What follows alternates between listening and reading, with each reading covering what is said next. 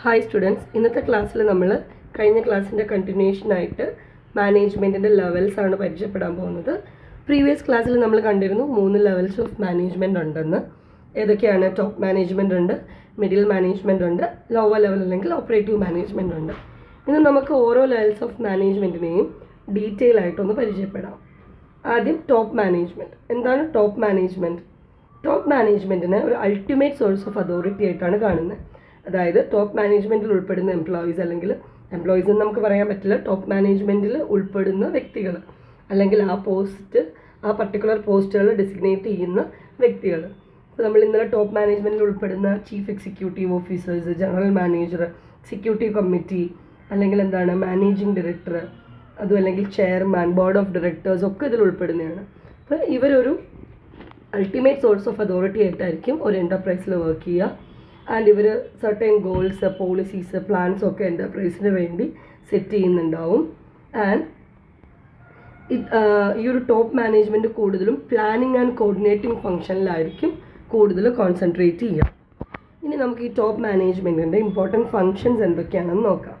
ആദ്യത്തേത്, ഈ സ്ഥാപനത്തിന് വേണ്ട ഒബ്ജക്റ്റീവ്സും ഗോൾസും കൃത്യമായിട്ട് എസ്റ്റാബ്ലിഷ് ചെയ്യുക. So to establish the objectives and goals of the enterprise. രണ്ടാമത്തേത്, ഈ ഒരു ഒബ്ജക്റ്റീവ്സും ഗോൾസും സെറ്റ് ചെയ്തതിന് ശേഷം to make policies and to frame plans to attain the objectives laid. ഈ ലെയ്ഡ് ചെയ്തിട്ടുള്ള അല്ലെങ്കിൽ ഈ മുന്നോട്ട് വെച്ചിട്ടുള്ള ഒബ്ജക്റ്റീവുകൾ നേടിയെടുക്കാൻ വേണ്ടി പോളിസീസും കാര്യങ്ങളൊക്കെ പ്ലാൻ ചെയ്യുക, ഫ്രെയിം ചെയ്യുക. നോക്കൂ, to frame plans, to make policies, ഇതൊക്കെയാണ് അവരുടെ രണ്ടാമത്തെ പ്രധാനപ്പെട്ട ഫംഗ്ഷനായിട്ട് പറയുന്നത്. ആൻഡ് മൂന്നാമത്തേത്, to set up an organizational framework to conduct the operations as per plans. So എന്താണ്? ഒരു ഓർഗനൈസേഷണൽ ഫ്രെയിംവർക്ക് സെറ്റ് ചെയ്ത് അവിടെ കൃത്യമായിട്ട് പ്ലാൻസ് നടത്താനുള്ള രീതിയിൽ അതിന് ഫ്രെയിംവർക്ക് സെറ്റ് ചെയ്യുക. ഇനി ടു അസംബിൾ ദ റിസോഴ്സസ്. പലതരത്തിലുള്ള റിസോഴ്സസ് ഉണ്ടാവില്ല ഒരു എൻ്റർപ്രൈസിൽ. മണി ഉണ്ടാവും, മനുഷ്യനുണ്ടാവും, മെറ്റീരിയൽസ് ഉണ്ടാവും, മെഷീൻസ് ഉണ്ടാവും. ആൻഡ് ഇപ്പോൾ to assemble the resources of money, materials, machines and methods to put the plans in to action. So ഇതിനെല്ലാം അസംബിൾ ചെയ്യുക എന്നുള്ളതും ആരുടെ ഫംഗ്ഷനാണ്? ടോപ്പ് മാനേജ്മെൻറ്റിൻ്റെ ഇമ്പോർട്ടൻറ്റ് ഫംഗ്ഷനിൽ പെടുന്നതാണ്. പിന്നെന്താണ്? ഈ ഓപ്പറേഷൻസിൻ്റെ മേളിൽ കൃത്യമായിട്ടുള്ള എഫക്റ്റീവായിട്ടുള്ള ടു എക്സസൈസ് എഫക്റ്റീവ് കൺട്രോളുകൾ കൊണ്ടുവരിക. To exercise effective control on the ഓപ്പറേഷൻസിന് കൃത്യമായിട്ട് എഫക്റ്റീവായിട്ടുള്ള കൺട്രോളിങ് മെത്തേഡ്സ് കൊണ്ടുവരിക. പിന്നെ മൊത്തത്തിൽ ഈ ഒരു സ്ഥാപനത്തിൻ്റെ ഓവറോൾ ലീഡർഷിപ്പ് ഹാൻഡിൽ ചെയ്യുക. ഇത്രയുമാണ് ആരുടെ ഡ്യൂട്ടീസ് വരുന്നത്? ടോപ്പ് മാനേജ്മെൻറ്റിൻ്റെ പ്രധാനപ്പെട്ട ഡ്യൂട്ടീസിൽ വരുന്നത്. പിന്നെ വരുന്നതാണ്, ഇപ്പോൾ നമ്മൾ ഏറ്റവും ടോപ്പ് ലെവൽ മാനേജ്മെൻറ്റ് നമ്മൾ കണ്ടു. ആൻഡ് ഇനി മിഡിൽ ലെവൽ മാനേജ്മെൻറ്റ് ഉണ്ട്, ലോവർ ലെവൽ മാനേജ്മെൻറ്റ് ഉണ്ട്. അടുത്തത് നമുക്ക് മിഡിൽ മാനേജ്മെൻറ്റ് എന്താണെന്ന് നോക്കാം. മിഡിൽ മാനേജ്മെൻറ്റ് ജോബ് എന്ന് വെച്ച് കഴിഞ്ഞാൽ ഓൾറെഡി സെറ്റ് ചെയ്തു. ആരാണ് പോളിസീസും ഗോൾസും ഇവിടുത്തെ ഇതൊക്കെ സെറ്റ് ചെയ്ത് വെച്ചിരിക്കുന്നത്? ടോപ്പ് മാനേജ്മെൻ്റ് ആണ്. അവർ സെറ്റ് ചെയ്തിട്ടുള്ള ആ പോളിസീസും അല്ലെങ്കിൽ ആ പ്ലാൻസും ഒക്കെ കൃത്യമായി ഇംപ്ലിമെൻറ്റ് ചെയ്യുക എന്നുള്ളതാണ് മിഡിൽ മാനേജ്മെൻറ്റിൻ്റെ ഡ്യൂട്ടി എന്ന് പറയുന്നത്. സോ ടോപ്പ് മാനേജ്മെൻറ്റിൻ്റെയും ലോവർ അല്ലെങ്കിൽ ഓപ്പറേറ്റീവ് മാനേജ്മെൻറ്റിൻ്റെ ഇടയിൽ ഒരു ലിങ്ക് ആയിട്ടാണ് എപ്പോഴും മിഡിൽ മാനേജ്മെൻറ്റ് വരുന്നത്. അവരെപ്പോഴും റെസ്പോൺസിബിൾ ആയിട്ടുള്ളത് ടോപ്പ് മാനേജ്മെൻറ്റിനോടാണ്. അവർ കൂടുതൽ സമയവും ഓർഗനൈസേഷൻ മോട്ടിവേഷൻ ഫങ്ഷൻസിനൊക്കെയാണ് കൊടുക്കുന്നത്. They devote more time on the organisation and motivation functions of management. Organisation motivation വരുന്നത് അവർ ഓപ്പറേറ്റീവ് ലെവലിലുള്ളവരെ മോട്ടിവേറ്റ് ചെയ്യുന്ന ഒരു ഗ്രൂപ്പായിരിക്കും മിഡിൽ മാനേജ്മെൻറ്റ് എപ്പോഴും. And they provide guidance and structure for a purposeful enterprise. എപ്പോഴും അവരുടെ താഴെ വരുന്ന ജോലിക്കാർക്ക് കൃത്യമായ ഗൈഡൻസും അതിന് കൃത്യമായിട്ടുള്ള സ്ട്രക്ചറും ഒക്കെ കൊടുക്കുന്നവരാണ്. ഇനി ഈ ഒരു മിഡിൽ മാനേജ്മെൻറ്റ് ഇല്ലെങ്കിൽ ഒരിക്കലും ടോപ്പ് മാനേജ്മെൻറ്റിൻ്റെ പ്ലാനുകളും അംബീഷൻസും ഒന്നും അവരുടെ എക്സ്പെക്റ്റേഷൻസും ഒന്നും കൃത്യമായിട്ട് ഫോളോ ചെയ്യപ്പെടില്ല. ഫ്രൂട്ട്ഫുള്ളി അതിന് ഉപയോഗിക്കപ്പെടാൻ പറ്റില്ല. ഇപ്പോൾ നമ്മുടെ ടോപ്പ് മാനേജ്മെൻറ്റിന് പല ഗോൾസും ആ ഗോളിനനുസരിച്ചുള്ള പ്ലാനുകളും ഉണ്ടാവും. പക്ഷേ അവിടെ മിഡിൽ മാനേജ്മെൻറ്റ് പ്രോപ്പറായിട്ടല്ല വർക്ക് ചെയ്യുന്നത്, അല്ലെങ്കിൽ മിഡിൽ മാനേജ്മെൻറ്റ് ഇല്ല എങ്കിൽ ഈ ടോപ്പ് മാനേജ്മെൻറ്റിന് ആ വിചാരിച്ച കാര്യം കൃത്യമായിട്ട് ഫലത്തിൽ കൊണ്ടുവരാൻ പറ്റില്ല. ആൻഡ് ഇനി അവരുടെ പ്രധാനപ്പെട്ട ഫങ്ഷൻസ് എന്തൊക്കെയാണെന്ന് നമുക്ക് നോക്കാം. To interpret the policies chalked out by top management. നമ്മൾ ഓൾറെഡി പറഞ്ഞു, ടോപ്പ് മാനേജ്മെൻറ്റ് പറഞ്ഞിട്ടുള്ള അല്ലെങ്കിൽ അവർ ഫ്രെയിം ചെയ്തിട്ടുള്ള പോളിസീസും ഗോൾസും ഒക്കെ കൃത്യമായിട്ട് ഇംപ്ലിമെൻറ്റ് ചെയ്യുക എന്നുള്ളത്. And to prepare the organisational setup in their own departments for fulfilling the objectives implied in various business policies. ഇതിൽ ഈ മിഡിൽ മാനേജ്മെൻറ്റിൽ ഉൾപ്പെടും. നമ്മളൊരു പർച്ചേസ് മാനേജറുണ്ട്, പ്രൊഡക്ഷൻ മാനേജറുണ്ട്, ഡിവിഷണൽ ആൻഡ് സെക്ഷണൽ ഓഫീസേഴ്സ് ഉണ്ട്, ഫിനാൻഷ്യൽ കൺട്രോളേഴ്സ് ഉണ്ട്, മാർക്കറ്റിംഗ് മാനേജേഴ്സ് ഉണ്ട്. അപ്പോൾ അവരവരുടെ ഡിപ്പാർട്ട്മെൻറ്റിൽ എന്ത് ചെയ്യുന്നു, അവരവരുടെ ഡിപ്പാർട്ട്മെൻറ്റിൽ ഓർഗനൈസേഷണൽ സെറ്റപ്പ് ഇമ്പ്രൂവ് ചെയ്ത് ഒബ്ജക്റ്റീവ്സിലേക്ക് എത്തിക്കുക. പിന്നെന്താണ്, to recruit and select suitable operative and supervisory staff. Operative ലെവലിൽ അവർക്ക് ആവശ്യമായിട്ടുള്ള കൃത്യമായിട്ടുള്ള സ്യൂട്ടബിൾ ആയിട്ടുള്ള എംപ്ലോയീസിനെ റിക്രൂട്ട് ചെയ്യുക. And to assign activities, duties and responsibilities to supervisor. എന്താണ്, to assign activities, duties and responsibilities for timely implementation of the plans. And ഈ പോയിന്റിൽ പറയുന്നത് to assign activities, duties and responsibilities for timely implementation of plans. Activities, duties, responsibilities ഒക്കെ കൃത്യമായിട്ട് assign ചെയ്ത് കൊടുക്കുക.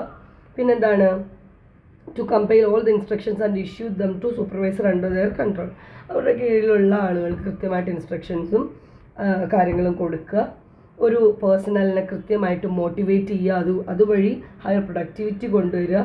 അതിനോടനുബന്ധിച്ച് തന്നെ അവരെ കൃത്യമായി റിവാർഡ് ചെയ്യുക. മറ്റുള്ള ഡിപ്പാർട്ട്മെൻറ്റുകളായിട്ട് കൃത്യമായിട്ട് കോപ്പറേറ്റ് ചെയ്ത് പോവുക. ഇപ്പം നമ്മളൊരു പർച്ചേസ് മാനേജർ ആണെങ്കിൽ നമുക്ക് എന്താണ്, HR ഡിപ്പാർട്ട്മെൻറ്റായിട്ട് നല്ലൊരു ബന്ധം വേണം. അതുപോലെ തന്നെ മാർക്കറ്റിംഗ് ആയിട്ട് നല്ല ബന്ധം വേണം. പരസ്പരം എംപ്ലോയീസ് തമ്മിലുള്ള കോർഡിനേഷനും കോപ്പറേഷനും ഉറപ്പുവരുത്തുക. To collect reports and information on performance in the departments. സ്വന്തം ഡിപ്പാർട്ട്മെൻറ്റിലെ എംപ്ലോയീസിൻ്റെ പെർഫോമൻസുകൾ കൃത്യമായിട്ട് വിലയിരുത്തി റിപ്പോർട്ടുകൾ കൈവശം വയ്ക്കുക. എന്തെങ്കിലും കാര്യങ്ങളുണ്ടെങ്കിൽ കൃത്യമായിട്ട് ടോപ്പ് മാനേജ്മെൻറ്റിൽ എത്തിക്കേണ്ട കാര്യങ്ങളാണെങ്കിൽ അവിടെ എത്തിക്കുക. ആൻഡ് ടോപ്പ് മാനേജ്മെൻറ്റിന് കൃത്യമായിട്ടുള്ള പ്ലാൻസും പോളിസീസും ഒക്കെ എക്സിക്യൂട്ട് ചെയ്യാൻ വേണ്ടി നല്ല നല്ല അഭിപ്രായങ്ങൾ, റെക്കമെൻഡേഷൻ, അഡ്വൈസുകളൊക്കെ പ്രൊവൈഡ് ചെയ്യുക. അപ്പോൾ ഇതൊക്കെയാണ് എന്ത് വരുന്നത്, മിഡിൽ മാനേജ്മെൻറ്റിൻ്റെ കാര്യം പറയുമ്പോൾ നമുക്ക് പറയാനുള്ള പോയിൻറ്റ്സ്. ഇനി ലോവർ അല്ലെങ്കിൽ ഓപ്പറേറ്റീവ് മാനേജ്മെൻറ്റ് ലെവലുണ്ട്. നമ്മളെന്ന് പറഞ്ഞിരുന്നു, ഇവിടെ ആരൊക്കെയാണ് വരുന്നത്, foreman, supervisors, sales officers, account officers ഒക്കെയാണ്. ഇതൊരു ഓപ്പറേറ്റീവ് മാനേജ്മെൻ്റ് ആണ്. ഇത് മാനേജ്മെൻറ്റ് ഹൈറാർക്കിയുടെ ഏറ്റവും താഴെ വരുന്ന ലെവലാണ്.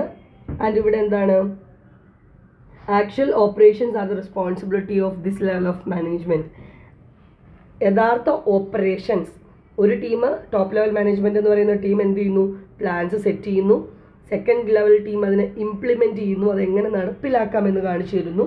മൂന്നാമത്തെ ലെവലിൽ വരുന്ന ഹൈറാർക്കിയിൽ വരുന്ന ടീം അത് ഫിസിക്കലി നടത്തി അതിനെ കൃത്യമായിട്ട് അവരുടെ മുകളിലുള്ള മിഡിൽ ലെവൽ മാനേജ്മെൻറ്റിൻ്റെ ഇൻസ്ട്രക്ഷൻസ് പ്രകാരം അത് നടപ്പിലാക്കി കാണിച്ചു കൊടുക്കുന്നു. ആൻഡ് ഇറ്റ് കൺസിസ്റ്റ് ഓഫ്, നമ്മൾ ആദ്യം പറഞ്ഞ പോലെ ഫോർമാൻ, സൂപ്പർവൈസേഴ്സ്, സെയിൽസ് ഓഫീസേഴ്സ് ഒക്കെയാണ് ഉള്ളത്. ആൻഡ് എന്താണ്, their authority and responsibility are limited. ഇവരുടെ ഈ ഒരു ലോ ലെവൽ മാനേജ്മെൻറ്റ് അല്ലെങ്കിൽ ലോവർ അല്ലെങ്കിൽ ഓപ്പറേറ്റീവ് ലെവൽ മാനേജ്മെൻറ്റിൻ്റെ ഡ്യൂട്ടീസും കാര്യങ്ങളും ഒക്കെ റെസ്പോൺസിബിലിറ്റീസും ഒക്കെ ലിമിറ്റഡ് ആയിരിക്കും. ആൻഡ് മിഡിൽ മാനേജ്മെൻറ്റിൻ്റെ they pass on the instructions of the middle management to workers.